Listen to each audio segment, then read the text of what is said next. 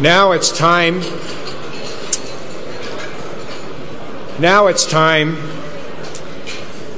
to recognize our State Technology Innovator Award recipient. This wonderful plaque goes to our State Technology Award recipient. It's really pretty cool. NASCIO established the State Technology Innovator Award to honor outstanding individuals who have made contributions to advance their state's technology policy agendas through the promotion of best practices and adoption of new technology advancements in service delivery. It's my honor and pleasure today to announce our award recipient, Ruth Johnson of Louisiana. Ruth, will you come up and join us?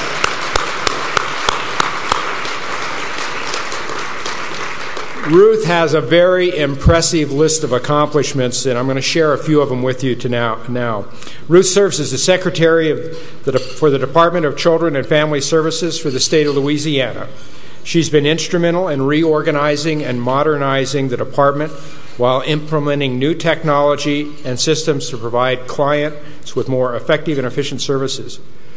These accomplishments are pretty cool. Her recent accomplishments include developing an all-electronic time and attendance process to manage the state's child care assistance program, saving $1.5 million, partially in reduction of fraud. That's pretty cool, huh?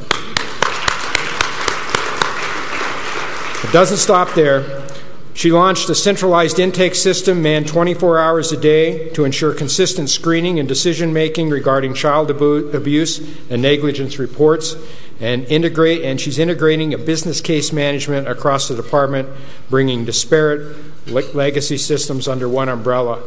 Ruth, we applaud you for your accomplishments. Please join me in congratulating Ruth.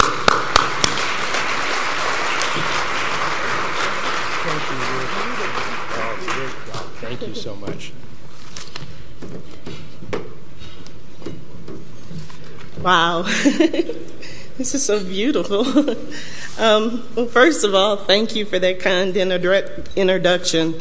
And there are some other people I would like to thank that made this possible. First, can't do that.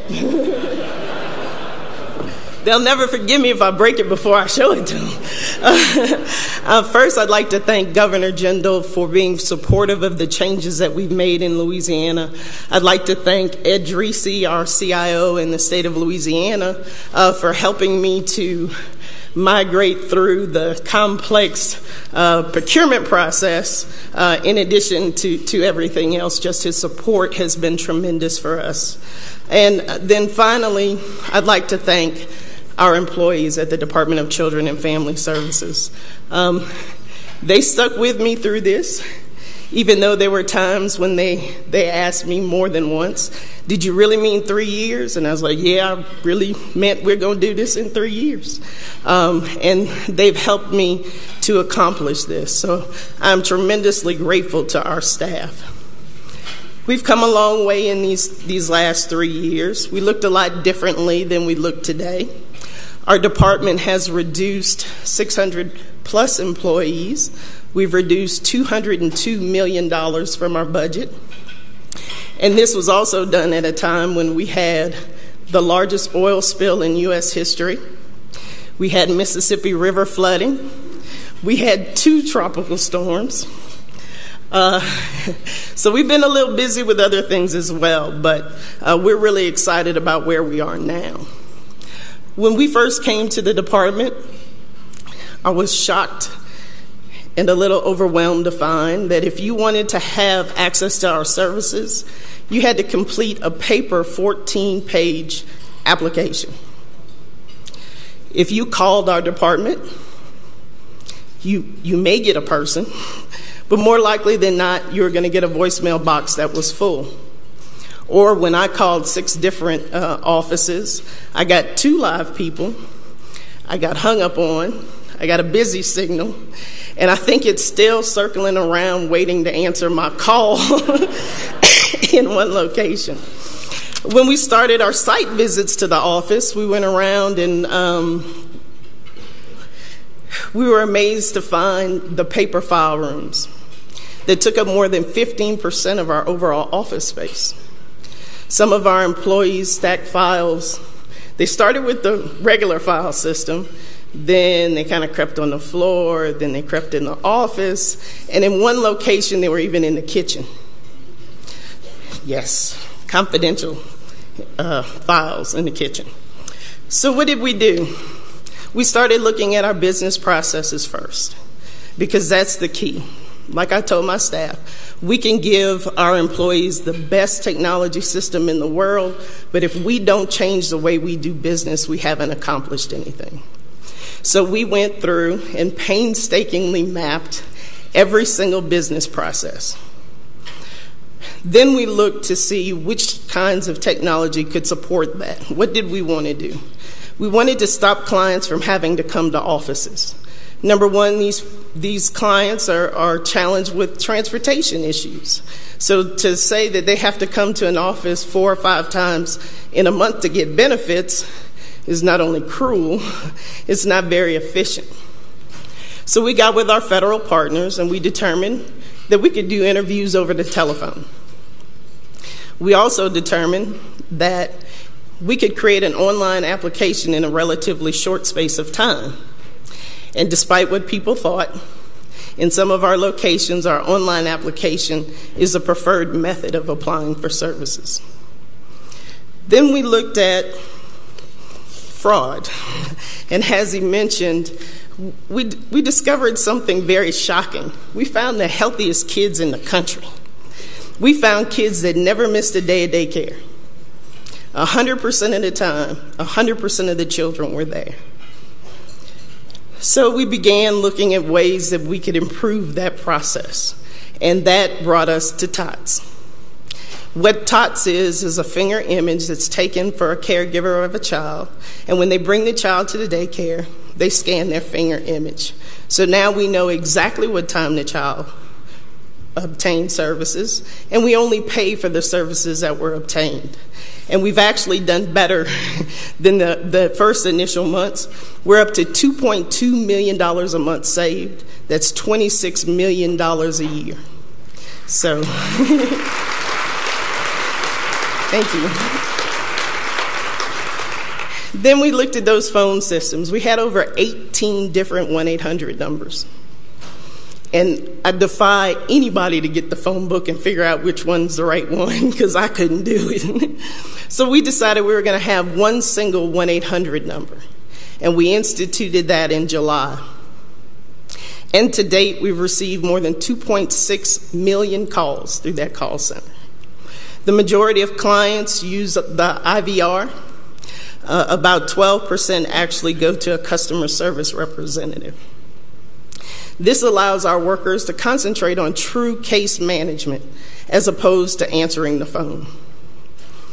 Then we launched one of the things I'm the most proud of, centralized intake for child protection investigations. The way it was done before, the phone was only manned during regular work hours. Each office had different work hours, of course. There were some offices that had answering services for after hours. Some referred them to local law enforcement. So you can imagine there were calls that were missed. These are children's lives and safety. So we said, enough. I have this thing with time. It must move a lot faster for me than other people. So I told them, I said, y'all got 6 months. We got to stop this. I review every fatality and near fatality in the state. When I would look at the reports, some were very incomplete. Some of the decision-making was not well done.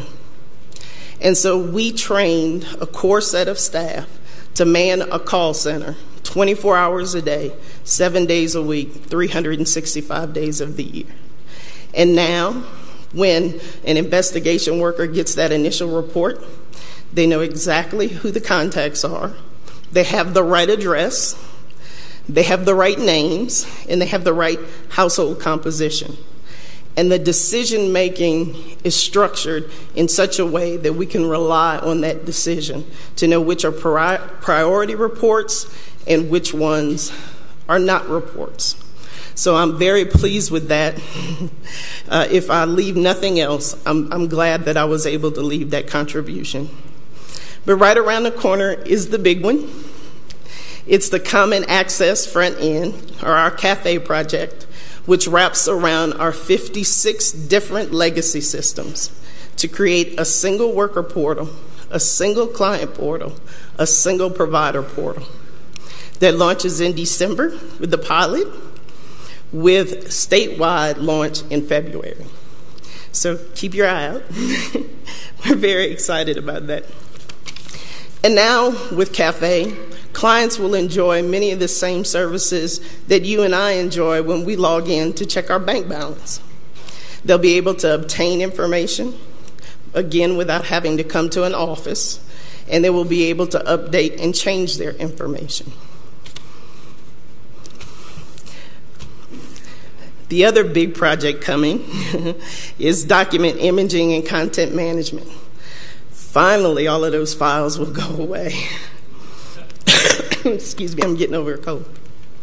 The other thing that we were amazed to find out was that when a client moved from one parish to the other, and yes, we have parishes, not counties in Louisiana, we would physically take the file, put it in a car, and drive it to the other parishes. As with many other states, we have a large number of employees that can retire over the next, over the next 5 years. Yeah, see, I might be smart, but I'm very, very clumsy. They can retire over the next 5 years, and what we found was in our rural areas, our workforce was more stable. Unfortunately, that was not where the clients were. So with document imaging and content management, it will no longer matter where the client is. The cases can be processed statewide. So that allows us to adjust and shift our workforce to where we truly need it. And then that allows us to expand telecommuting or teleworking.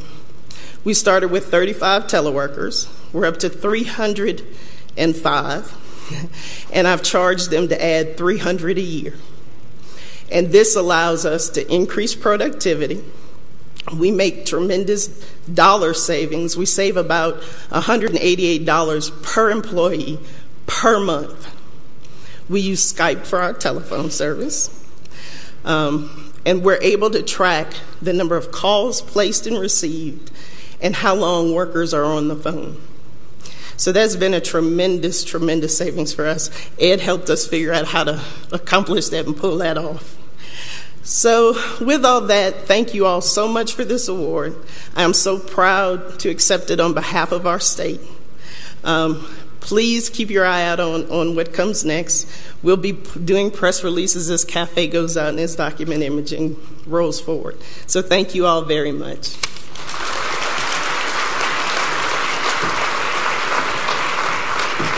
Thank you so much. We're going to do a photo op here.